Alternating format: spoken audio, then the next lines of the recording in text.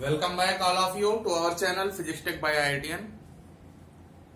जिन्होंने अभी इस चैनल को सब्सक्राइब नहीं किया है वो जरूर सब्सक्राइब कर लें, ताकि जब भी हमारा कोई भी लेक्चर अपलोड हो तो उसका नोटिफिकेशन आपको तुरंत मिल सके। जैसा कि हमने आपको पहले ही बताया है कि इस चैनल पर आपको फिजिक्स और मैथ की क्लासेस मिलती रहेंगी।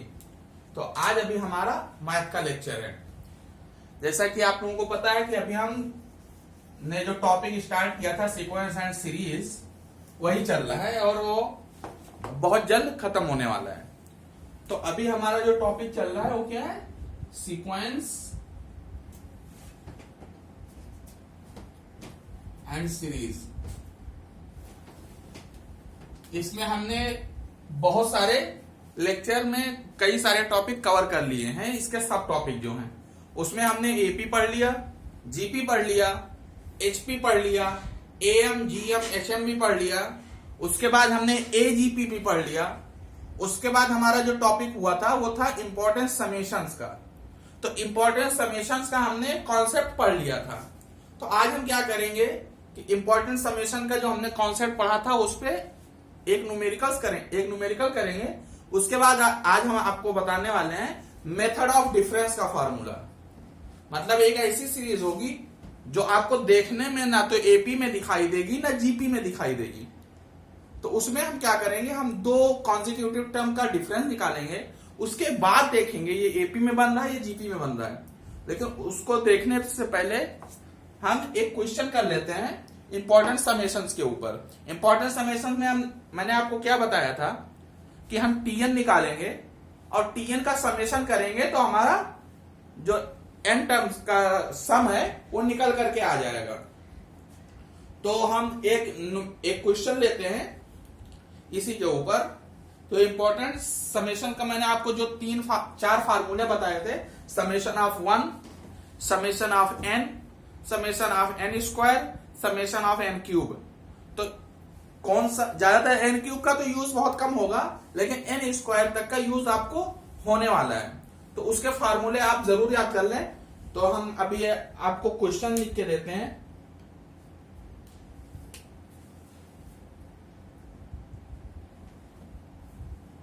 If the sum of first n terms of AP, मतलब फर्स्ट n टर्म्स मतलब स्टार्टिंग के n टर्म्स का जो सम है, जो सीरीज किस में है, एपी में है, वो क्या आता है? c into n square. मतलब फर्स्ट n टर्म्स का अगर हम सम करते हैं तो इसका आंसर आता है हमारा सी एन स्क्वायर। तो कुछ ये तो उसका गिवन कंडीशन हो गया कि अगर फर्स्ट n टर्म्स जो कि एपी में है उनका सम आता है c n square, then the sum of squares of these n terms is, then the sum of square of these n terms is। ये क्या है? ये आपका 2009 का जेई में आया हुआ क्वेश्चन है। तो इसको हम सॉल्व करके देखेंगे। अगर फर्स्ट n टर्म्स के सम को हम कैसे डिनोट करते हैं? S N. इसकी वैल्यू आपको दे रखी है और पूछ क्या रहा है? अगर ये तो सम है, इसका जो एक एक टर्म है अगर उसका स्क्वायर हो जाए, जैसे आप देखिए समेशन ऑफ 1 अगर हम बोलते हैं, यस ऐसे देखिए summation of n. Summation of n क्या होता है हमारा? 1 + 2 + 3 से एन तक। तो अगर वो बोल दे कि फर्स्ट एन टर्म्स का सम एन है, तो अगर वो पूछे इसके स्क्वायर का सम निकालो, मतलब समेशन ऑफ एन स्क्वायर निकालना है, मतलब सारे के स्क्वायर का हमें सम निकालना है। तो इस तरीके का ये क्वेश्चन है। तो इसने एस एन दे रखा है तो हम क्या करेंगे? टी एन निकालेंगे। टी एन मतलब जो हमारा एन टर्म है उसी का तो समेशन करेंगे।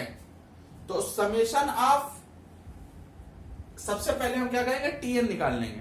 तो टीएन का समेशन करेंगे, मतलब जो nth टर्म जो होगा उसको निकालेंगे, उसका समेशन करेंगे तो हमारा आंसर आ जाएगा।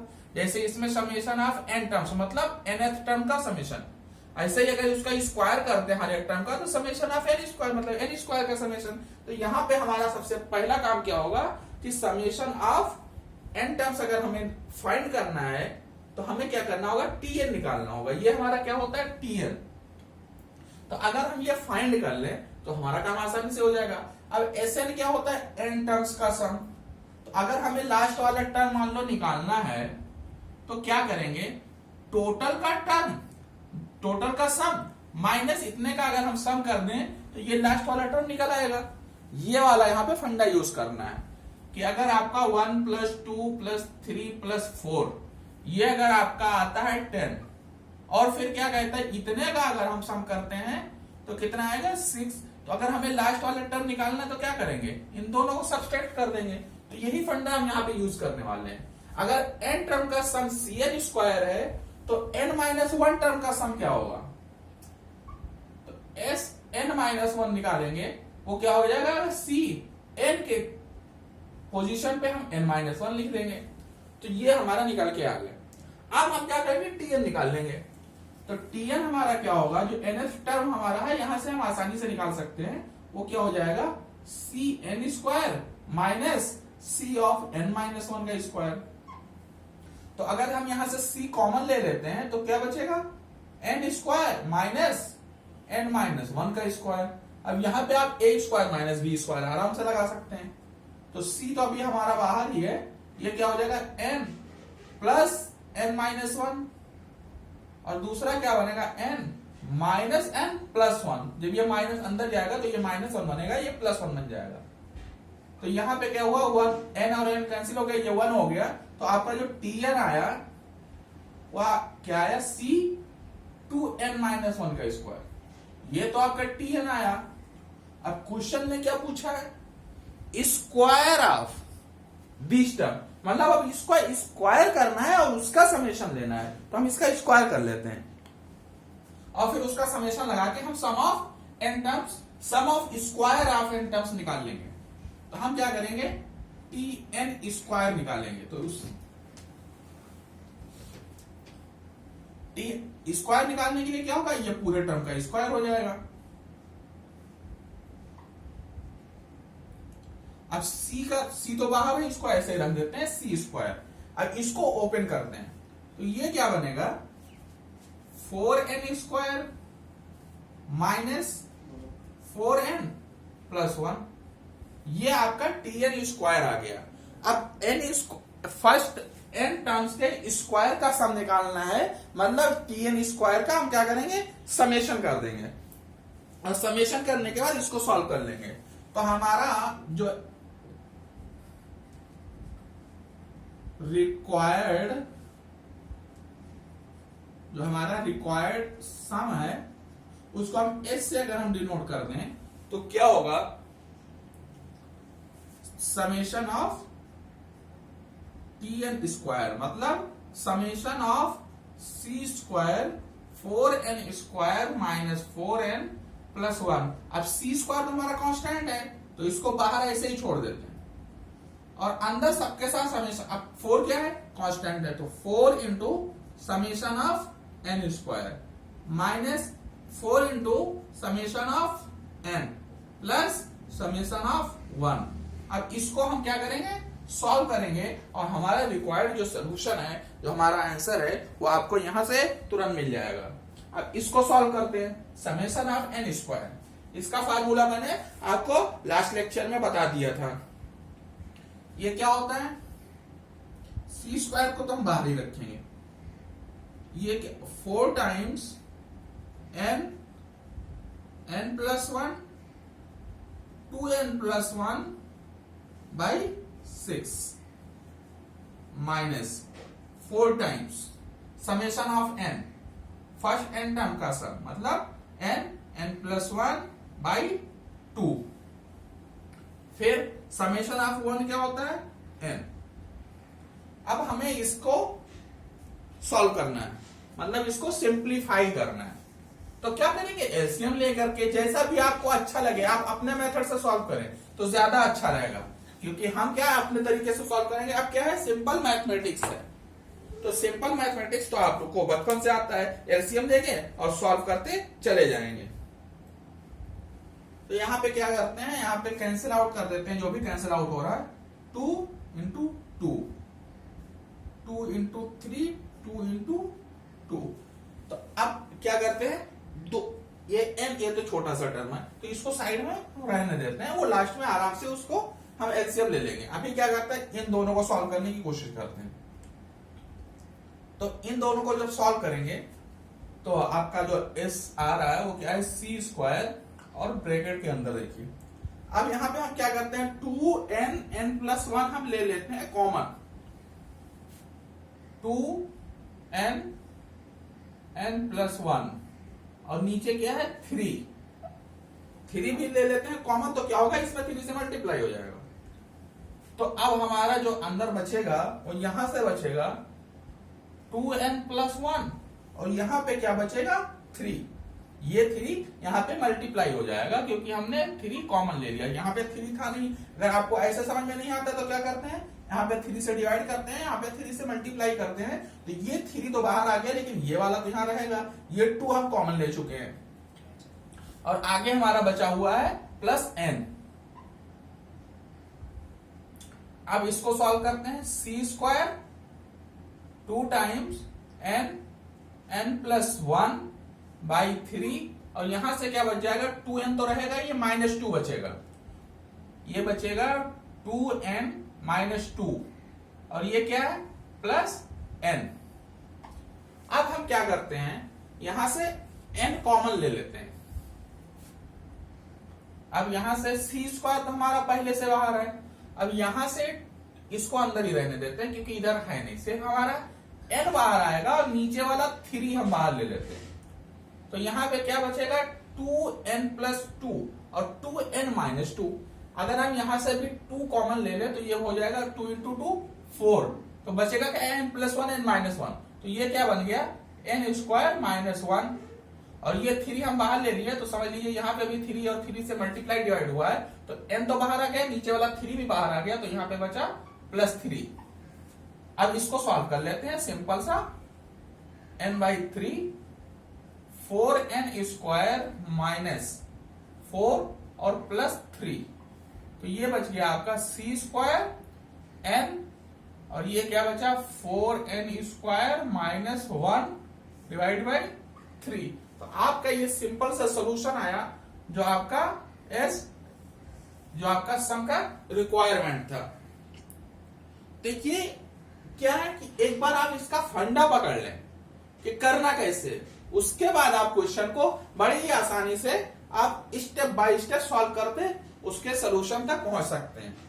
अब इसमें मेन फंडा क्या था कि आपको एसएन दिया हुआ है, टीएन कैसे निकालना है, क्योंकि टीएन ऑफ उसका स्क्वायर का समेशन हमें करना था, क्योंकि इसने क्वेश्चन में पूछ लिया sum of square of these terms, मतलब जो भी टर्म है उनके स्क्वायर का सम करना है, और हमें क्या दिया हुआ है, बेस सिंपल सा सम दिया हुआ। तो हमने क्या किया, टीएन निकाला और उसका स्क्वायर कर दिया। वो मैंने आपको पहले ही समझाया था कि ऐसा हम क्यों कर रहे हैं, कि उसका जैसे ही स्क्वायर निकला टीएन का, हमने उसका समेशन ले लिया और सिंपल मैथमेटिक्स मतलब सिंपल सा सिंप्लीफाई करते हुए हम उसके सोल्यूशन तक पहुंच गए। तो ये था हमारा बेसिक फंडा इस क्वेश्चन को सॉल्व करने का। अब चूंकि ये हमारा एक बेसिक सा क्वेश्चन था और ऐसे क्वेश्चन जेई में आते हैं, इसलिए आप ऐसे क्वेश्चन को छोड़ नहीं सकते, ये कॉन्सेप्ट आपको पढ़ना ही पढ़ना है। अब हम आगे बढ़ते हैं। मैंने आपको पहले ही बताया था कि आज हम पढ़ने वाले हैं मेथड ऑफ डिफरेंस। मतलब ऐसे आपको क्वेश्चन मिलेंगे जो आपको देखने में नहीं लगे कि हाँ ये सीरीज के, और वो क्वेश्चन क्या होते हैं, सीरीज के क्वेश्चन होते हैं। वो सीरीज आपसे देखने में नहीं दिखते कि हाँ ये कोई भी सीरीज बन रही है, लेकिन हम वहां पे मेथड ऑफ डिफरेंस का जब यूज करते हैं तो हमें वो एक सीरीज दिख जाती है। तो उम्मीद है आपको ये क्वेश्चन समझ में आया होगा। अगर ये क्वेश्चन आपको समझ में आया है तो वीडियो को लाइक करें, अपने दोस्तों को शेयर करें, और जिन्होंने अभी तक हमारे चैनल को सब्सक्राइब नहीं किया है वो सब्सक्राइब करें, ताकि ऐसे ही बेसिक से अच्छे क्वेश्चन आपको जो जेई में आए हुए हैं वो आपको यहाँ पे उसका सोल्यूशन मिलता रहे, और जब भी हम कोई नया टॉपिक अपलोड करते हैं तो आपको उसका नोटिफिकेशन मिले और आप उस टॉपिक को तुरंत तैयार कर सकें। तो अब हम बढ़ रहे हैं, वहां पे भी हमें क्या करना होगा, वहां पे भी इंपॉर्टेंट समेशन इसीलिए मैंने आपको पढ़ाया है पहले, ताकि क्योंकि उसका यूज इसमें होने वाला है। मेथड ऑफ डिफरेंस, अब नाम से ही पता चल रहा है कि यहां पे आपको डिफरेंस निकालना होगा।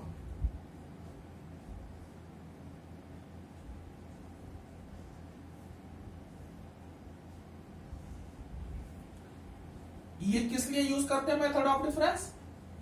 फाइंडिंग जनरल टर्म मतलब टीएन।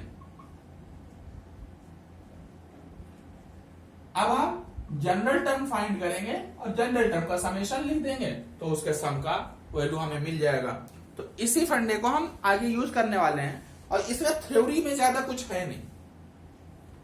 ये क्या कहता है कि अगर आपको डिफरेंस लेने के बाद एक एपी मिलता है, क्योंकि जब भी आपको कोई सीरीज मिलेगी वो तो या तो एपी में मिलेगी या जीपी में मिलेगी, तो वही यहां पे इसकी जो सिंपल सी थ्योरी है, अगर आपको डिफरेंस लेने के बाद एपी मिलता है, अगर आपको एपी मिलता है तो उसका जो टीएन होगा वो क्या होगा, एक पॉलिनोमियल होगा।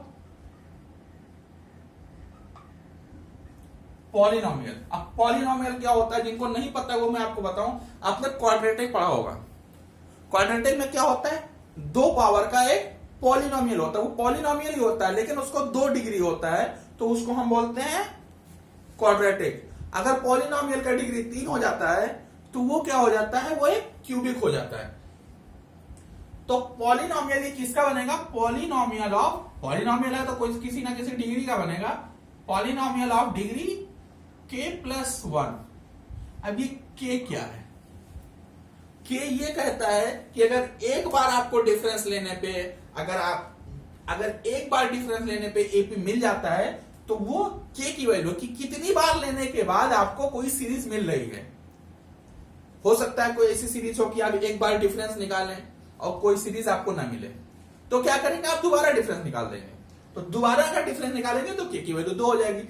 k वही वैल्यू है कि आपने कितनी बार डिफरेंस लिया है। ये तो हो गया एपी का। लेकिन अगर आपको जीपी मिलता है, कितने बार डिफरेंस लेने के बाद मिल रहा है, वो हमारा k है। इतना तो आपको समझ में आ ही गया होगा।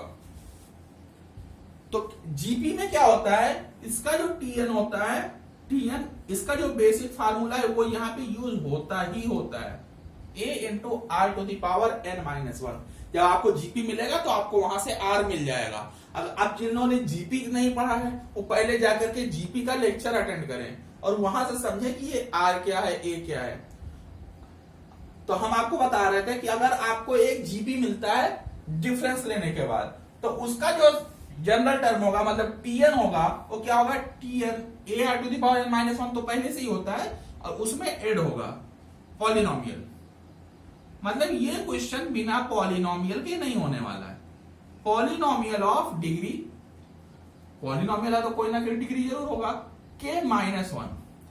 मतलब अगर आपको एपी मिलता है तो 1 डिग्री बढ़ेगा, अगर जीपी मिलता है तो 1 डिग्री घटेगा। मान लीजिए आपको पहले बार में ही एक जीपी मिल गया, तो उसका जो बनेगा पॉलिनोमियल वो क्या बनेगा, 1-1 मतलब 0 डिग्री का। 0 डिग्री का पॉलिनोमियल क्या है, कोई भी कांस्टेंट आप लिख दीजिए, मान लीजिए a लिख देते, कांस्टेंट है। अगर 1 डिग्री बनता है तो क्या बन जाएगा, ax+b। अगर 2 डिग्री बनता है मतलब क्वाड्रेटिक हो गया, ax² + bx+c। तो ये क्या होते हैं, डिग्री होते हैं।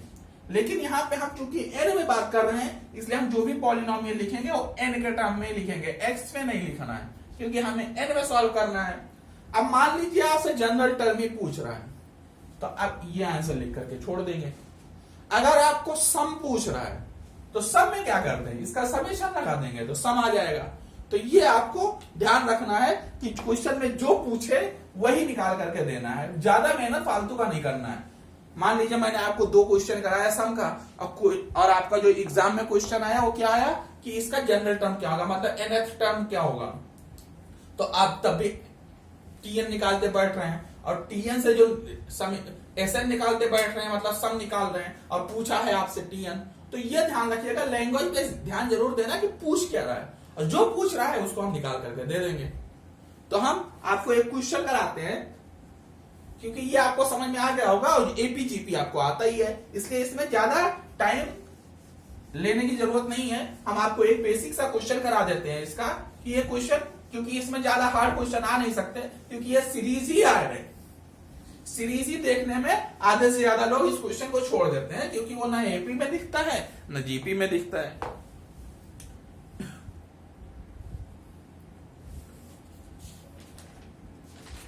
अब एक सीरीज मैं आप लोगों के सामने डिस्कस करने जा रहा हूं, अच्छा सा सीरीज है। Find the sum of, question है इसका, फाइंड द सम ऑफ, या ऐसे लिखिए, find the sum up to n terms। यहां पे आपको सम निकालना है n टर्म्स तक, और क्वेश्चन सीरीज आपको क्या दी हुई है, 1 + 4, 1 + 4 + 10 + 22 + 46, ये आपकी सीरीज है। अब ये क्वेश्चन देखने के बाद कोई भी हड़बड़ा सकता है, क्योंकि देखने में ना तो ये एपी है और ना जीपी है, लेकिन कोई तो सीरीज है। तो हमें उसी सीरीज का n टर्म्स का सम निकाल करके देना है। अब वो सीरीज कैसे निकालेंगे, अब हम यहां पे सीरीज तो बनती हुई नहीं दिख रही, तो हम क्या करेंगे, ऐसा सीरीज जब भी आपको दिखेगा जहां कुछ ना बन रहा हो, तो आप सिंपल तरीके से, कुछ नहीं करना है आपको, मेथड ऑफ डिफरेंस लगा देना है। मेथड ऑफ डिफरेंस में क्या करेंगे, इन दोनों का डिफरेंस निकालें, कितना आएगा 3, 4 - 1 3, इन दोनों का डिफरेंस निकालेंगे, 10 - 4 6, इन दोनों का डिफरेंस निकालेंगे, कितना आएगा 12, इन दोनों का डिफरेंस निकालेंगे, कितना आएगा 24। अब ये आपको कोई सीरीज दिख रही, 3 × 2 6, 6 × 2 12, 12 × 2 24। इस तरह से आपको ये क्या मिल गया, जीपी मिल गया। कितने बार हमने डिफरेंस निकाला है, एक बार, k = 1। यहां से आपको r मिल गया, r की वैल्यू क्या है 6/3 मतलब 2। यहां पे आपको कॉमन रेशियो भी मिल गया। अब हम इसका टीएन लिखते हैं। अब टीएन कैसे लिखेंगे, टीएन मैंने आपको क्या बताया, a × r⁴ प्लस पॉलिनोमियल,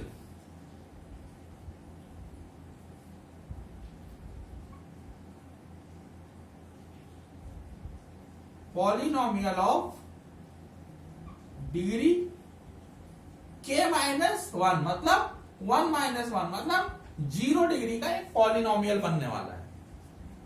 अब आपको r पता है, और r आपको अगर पता है तो कोई ज्यादा प्रॉब्लम की बात ही नहीं है।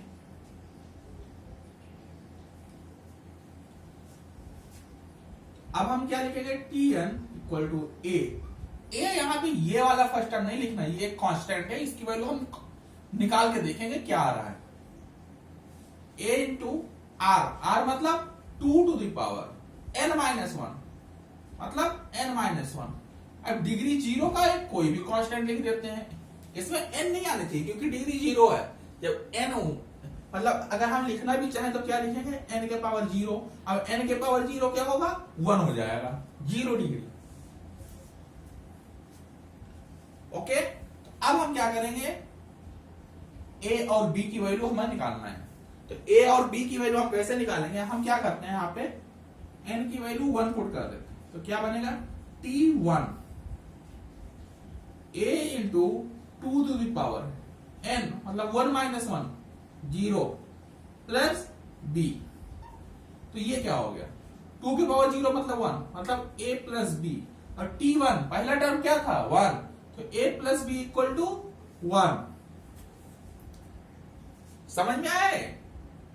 अब हम क्या करते हैं, tn को हम ओपन करते हैं और हम a और b की वैल्यू निकालने की कोशिश कर रहे हैं, क्योंकि a और b निकल जाएगा तो हम आसानी से इसके सम के लिए हम समेशन लगा देंगे। अब क्या करना है, ये तो n इक्वल टू 1 में बन गया, हमारे पास दो अननोन है तो दो इक्वेशन चाहिए, तो n इक्वल टू 2, तो क्या बना t2 a into 2 to the power 2 minus 1 मतलब 1 प्लस b, मतलब ये क्या बन गया 2a प्लस b, और t2 दूसरा टर्म क्या है 4, ये आपका दूसरा इक्वेशन बन गया। अब हम क्या करते हैं, ये मान लीजिए इक्वेशन 1 और ये इक्वेशन 2। अब हम क्या करेंगे, इक्वेशन 2 से इक्वेशन 1 को माइनस करेंगे, तो क्या करेंगे 2a में से a माइनस हुआ, कितना बचा a, b में से b कैंसिल आउट हो गया, और 4 माइनस 1 मतलब 3।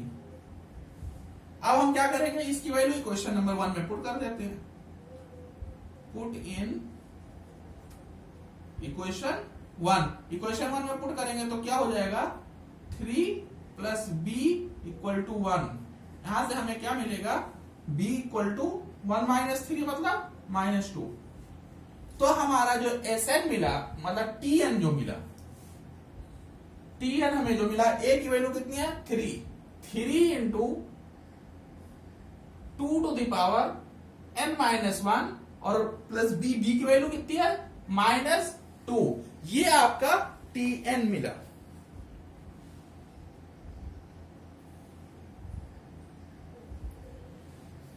ये आपका Tn मिल गया। अब क्या करते हैं, इस Tn को सॉल्व करते हैं। ये आपका क्या आ गया Tn। अभी हमें क्या मिला, nth टर्म मिला है। क्वेश्चन में क्या पूछा है, find the sum up to n terms, मतलब s equal to summation of Tn। Sum करने के लिए nth टर्म का समेशन ले लेंगे, तो nth टर्म का जब हम समेशन लेने चलते हैं तो इस पे समेशन लग जाएगा, तो 3 तो बाहर आ जाएगा, कांस्टेंट है, 3 into summation of 2 into 2 to the power n minus 1 माइनस समेशन ऑफ 2। तो ये आपका सिंपल सा बन रहा है। अब हम क्या करेंगे, अब इसका समेशन निकालना तो आता नहीं है हमें, लेकिन हम इसको देखते हैं कि सच में आता है कि नहीं आता है। तो इसको हम कोशिश करते हैं कि इसको हम क्या कर सकते हैं। तो हम क्या करेंगे, 3 को बाहर ही रखेंगे और समेशन को ओपन कर देते हैं। जब भी हमें कुछ समझ में नहीं आएगा तो हम क्या करेंगे, ओपन कर देंगे, फिर देखते हैं हमें आता है कि नहीं आता है। अब n की वैल्यू 1 रखते हैं, तो 1 माइनस 1 0, 2 टू द पावर 0 कितना हो गया 1 प्लस, अब n की वैल्यू 2 रखते हैं, तो 2 माइनस 1 कितना हो जाएगा 1, मतलब 2 टू द पावर 1। ऐसे ही 2 का पावर बढ़ता जाएगा, स्क्वायर 2 का क्यूब, ऐसे कहां तक जाएगा 2 to the power n minus summation of 2 का क्या हो जाएगा 2n। अब ये तो सबको आता है सॉल्व करना, ये क्या है जीपी है, 2 जिससे मल्टीप्लाई होते जा रहा है, ये किस में बन गया जीपी में, या तो ये भी बनेगा जीपी बनेगा, जीपी मिला, और आर की वैल्यू कितना है 2। अब इसका तो हम निकाल ही सकते हैं ना, क्या होता है a इंटू ए मतलब फर्स्ट टर्म, आर की वैल्यू कितना है 2 to the power n minus 1 divide by r minus 1 minus 2n। तो इधर का समेशन निकल आया है, उसको लिखते जाएंगे और इसको हम ऐसे ही लिख करके देख लेते हैं। 2n माइनस 1, 2 माइनस 1 तो 1 ही हो गया, माइनस 2n, इससे ज्यादा हम इसको सॉल्व भी नहीं कर सकते, तो इसलिए हमारा ये सॉल्यूशन हो गया। तो ये जो मेथड ऑफ डिफरेंस है, इसके क्वेश्चन में आपको कुछ नहीं करना है, बस इसका डिफरेंस निकालना है, उसके बाद देखना है कि आपकी जो सीरीज बन रही है वो एपी में है या जीपी में है। अगर एपी में है तो उसके लिए मैंने आपको बता दिया टीएन कैसे लिखना है, अगर जीपी में है तो उसका टीएन कैसे लिखना है, मैंने आपको दोनों फंडे बता दिए हैं। और टीएन जैसे ही आप निकाल लेते हैं तो वहां पे आपको जो कांस्टेंट मिलेंगे ABCD जितने भी मिले उसका ऐसे n इक्वल टू 1 2 पुट करके जितने अननोन उतने इक्वेशन हम बनाएंगे, उस इक्वेशन को सॉल्व करके जितने भी अननोन होंगे उसको फाइंड करेंगे, उसके बाद टीएन लिख देंगे। अगर टीएन पूछा है तो ठीक है, अगर सम पूछा है तो टीएन का समेशन कर देंगे और समेशन करने के बाद अगर ऐसा कोई टर्म बनता है तो उसको एक्सपेंड कर लेंगे। अगर simple n square n cube बनता है तो उसका फार्मूला मैंने आपको पहले ही बता दिया है, उसको पुट करेंगे और सिंप्लीफाई कर देंगे, आपका आंसर आ जाएगा। तो इस तरह से मेथड ऑफ डिफरेंस के क्वेश्चन को सॉल्व करते हैं। तो उम्मीद है आप लोगों को मेथड ऑफ डिफरेंस समझ में आया होगा। ये मेथड ऑफ डिफरेंस जो यूज करते हैं वो जनरली हम जनरल टर्म मतलब टीएन फाइंड करने के लिए ही यूज करते हैं। अगर हमारा टीएन मिल गया है तो हम एसएन तो आराम से निकाल सकते हैं, इसीलिए बोलते हैं कि ये जो मेथड है वो जनरल टर्म निकालने के लिए यूज करते हैं। उम्मीद है आप लोगों को ये क्वेश्चन और ये मेथड जरूर समझ में आया होगा। अगर आपको ये समझ में आया है तो लाइक करें और अपने दोस्तों में शेयर करें, और जिन्होंने हमारे channel physics tech by IITian को सब्सक्राइब नहीं किया है वो सब्सक्राइब करें और कमेंट करके बताएं कि आपको ये लेक्चर में कहीं प्रॉब्लम आ रही है तो बताएं क्या प्रॉब्लम आ रही है। अगर आपको अच्छा लग रहा है तो क्या अच्छा लग रहा है और हमें क्या और इम्प्रूवमेंट की जरूरत है ये आप हमें कमेंट करके जरूर बताएं। इसी के साथ हम ये लेक्चर एंड करते हैं और अगले लेक्चर में हम आपको स्पेशल सीरीज बताएंगे। Thank you.